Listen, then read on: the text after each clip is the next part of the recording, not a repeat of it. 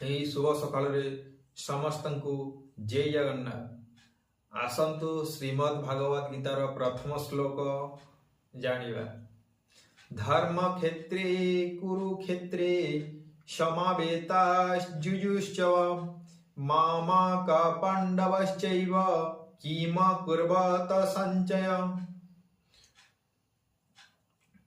धृतराष्ट्र संचय को पचारिथिले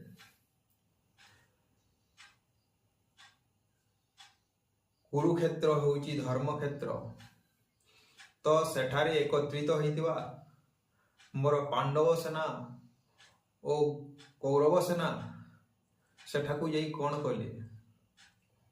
तो संजय कहले अस्थिरचिते धृतराष्ट्र उभयेह विस्मित पुच्छन्ति संजय को चाहि कुह संजय दया बहि।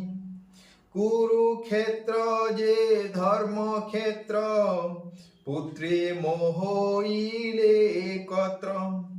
धर्म रे भेद भाव नाही कि कळे दुई सेना जाई।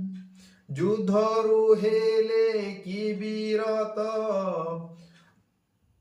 अबा कि धर्म युद्धेरत।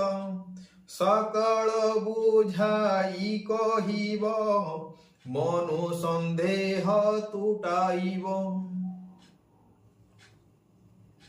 जय जगन्नाथ। एटा थिला श्रीमद् भागवत गीतार प्रथम श्लोक।